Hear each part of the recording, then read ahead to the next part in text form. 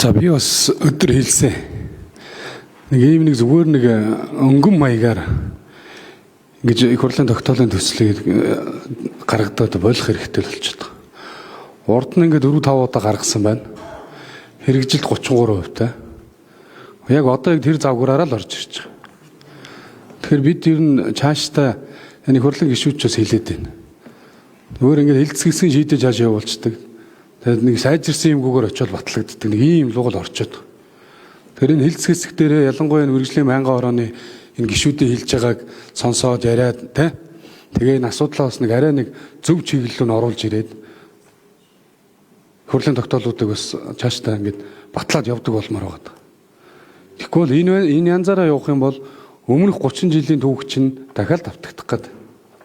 Яг бодиттой тэдэн компанид хэдэн хувийн энэ тийм учраас нөгөө нэг тэр 101 компаниас чинь 33-ын ингэж сонгогдсон. Тэгээ энэнийхээ тэдэн хувийн ингэж байгаа бүр тодорхой оруулж ирэхгүй яг л өмнөх түүхэл давтагдах гэдэг. Тэр би бол дэмжихгүй байгаа.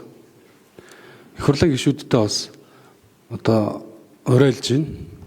Ер нь цаашдаа нэг ийм байдлаар хэдүүл явах болёо. Ялангуяа хөгжүүлэлт хөвчлөлтэй холбоотой асуудалтай юм дээр манай ардсан намынхан бүлэг дээр ихсэн ярилцах хэрэгтэй байна. Энэ 1990 оны хөвчлөл чөлөөт эдийн засгийг эрх хэрэгжүүлөө шударга өсны төлөө энэ ардсан нам гарч ирсэн. Тэгээ юу болсон? Одоо 35 жил Монгол ардын намынхан мал эрх барьж байгаа шүү дээ. Нэг удаа нэг ардсан нам дөнгөж нэг олуулаад болсон. Тэгээ энэ хугацаанд хийж чадаагүй. Яг тэр завгаараар л одоо орж ирж байгаа гэж харж байна.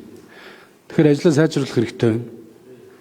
Хурлын гишүүдээр нэлээд тийм энэ байнгын ороодуудаар ялангуяа мэрэгжлийн байнгын ороодуудаар дахиж энийг ярих хэрэгтэй. Тэгээ гишүүдийн хэлж байгаа юмнуудаас авах хэрэгтэй. Тэгэхгүй зүгээр нэг сонссон маягтай болоод ингээд түрээд явдаг энэ тогтолцоог зогсоох хэрэгтэй. Олон гишүүд хэлж штэ. Хилдсэн шийдэгчээс надад яригдээ бол та. За яг хөө тэгээд яг тэгж явдیں۔ Одоо бид нар ч одоо олон юм ингээд харчлаа штэ юмцэг цайдаа.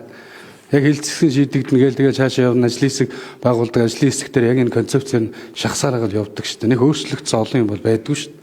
Олон юм бид нар харлаа шүү дээ. Тийм биз дээ.